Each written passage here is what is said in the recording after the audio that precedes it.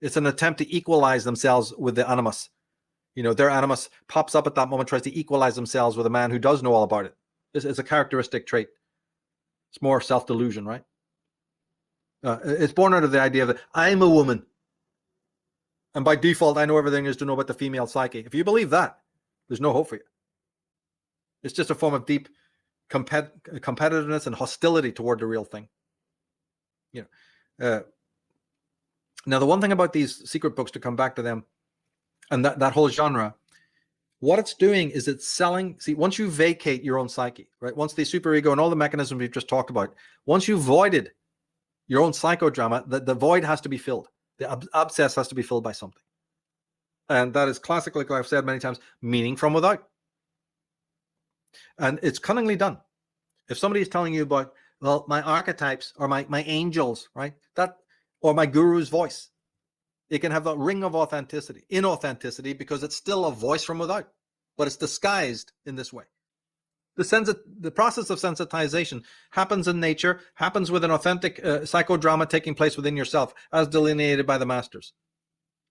It doesn't happen in the urban setting. It doesn't happen in crowds. It doesn't happen by flicking through manuals and go, how did they say they did it? All you'll learn from those books is the techniques of auto-hypnotism, which have been taught in this world for thousands of years. Don't you mistake it for a minute. These are not 21st century stuff or from the 20th century. These techniques have been honed over time. It's a cult of mortification. It's a cult of sensation taken up to the spiritual. It's the inverse of what Hegel was talking about. The sensational and the stereotypical is posing as the archetypal, the mythic, and the spiritual. Highly funded gurus, right? Sorcerers is a better word for them. Tailoring this lie for a fucking chewing gum world of half-wits, blow-ins from the East and egoists.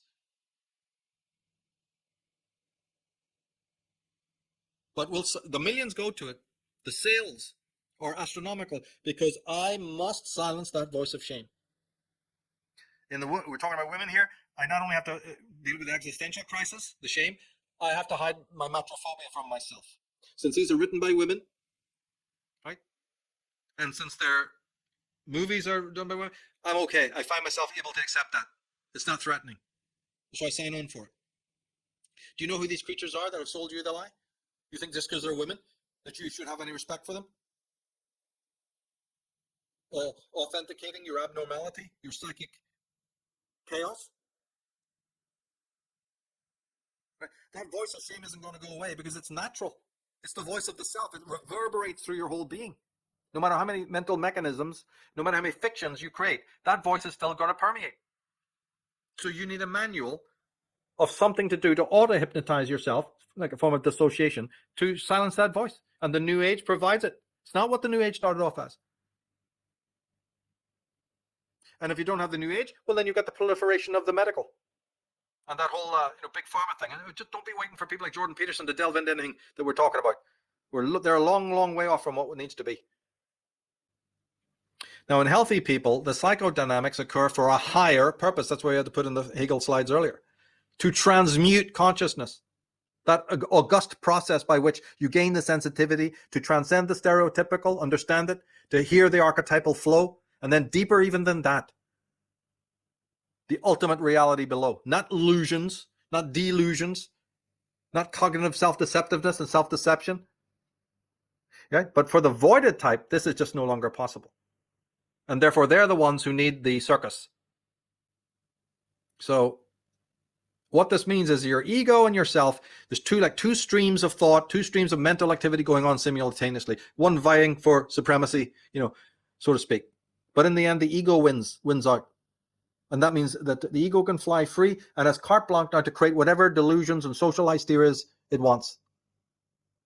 It's won the day. It's dissociated itself entirely from the psyche and from the self. It has a newfound freedom that it doesn't know what to do with. It's like a hobgoblin, right? Some homunculus has jumped up and grabbed the controls. We're spinning out of control. And it's made the systems even split even more.